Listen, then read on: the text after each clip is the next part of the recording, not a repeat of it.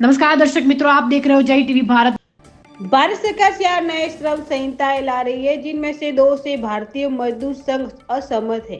दिनांक 26/1/25 को हेगडेवार भवन में 37 स्तर की संगोष्ठी आयोजित की गई, जिसमें भारतीय मजदूर संघ से जुड़े 155 श्रमिक संगठनों के लगभग 300 प्रमुख पदाधिकारियों की उपस्थिति भारतीय मजदूर संघ में शामिल हो गए।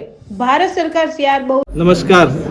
भारतीय रिपब्लिकन दिवस प्रजासत्ताक दिवसની તમામ ભારતીયોને દેશમાં વિદેશમાં વસતા સર્વેને ખૂબ ખૂબ અભિનંદન।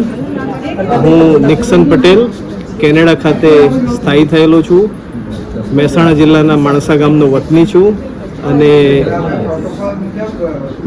કેનેડામાં વસતા ભારતીય સમુદાયના અત્યારના વર્તમાન રાજકીય પરિસ્થિતિમાં જે સક્રિયતા થઈ રહી છે તે ભારત વર્ષની જનતા અને ભારતના પ્રધાનમંત્રી આદરણીય નરેન્દ્રભાઈ મોદીજી, કેન્દ્રીય ગૃહમંત્રી આદરણીય અમિત શાહજી કે જેઓ મારા માણસા ગામના વતની છે અને આપ સૌ પત્રકાર મિત્રો અને મારા ભારતીય મજદૂર સંઘના તમામ પ્રદેશના દરેક જિલ્લામાંથી ઉપસ્થિત ભાઈ બહેનોને ખૂબ ખૂબ અભિનંદન અને ભારતીય પ્રજાસત્તાક દિનના ખૂબ ખૂબ શુભકામનાઓ।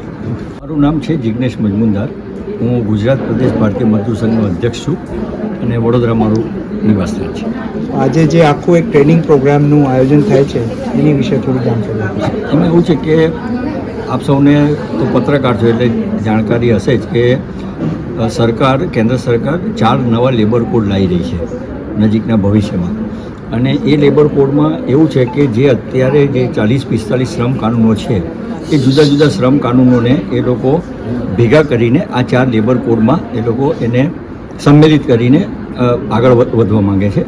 એટલે આજે જે કાર્યક્રમ રાખ્યો છે એ કાર્યક્રમનો મુખ્ય હેતુ એ છે કે એ 4 લેબર કોડમાં શું છે અને એ 4 લેબર કોડમાં કયા કાયદાઓ સંમેલિત કર્યા છે, એની શું અસર થશે, એનું ભવિષ્યમાં શું થઈ શકે, એ અમારા કાર્યકર્તાઓને અમે એક એજ્યુકેશન એના માટે અમે આ કાર્યક્રમ કર્યો છે।